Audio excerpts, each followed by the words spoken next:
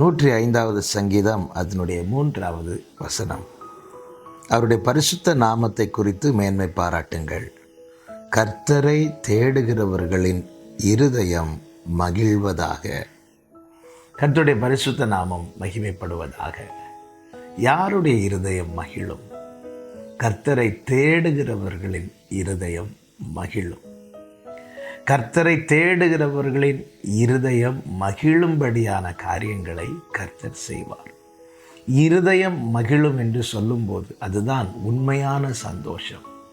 உள்ளத்திலே காணப்படுகிற சந்தோஷமே உண்மையான சந்தோஷம்.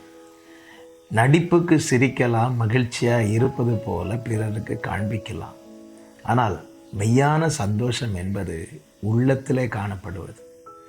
அகத்தின் அழகு முகத்தில் தெரியும் என்பார்கள். நம்முடைய இருதயம்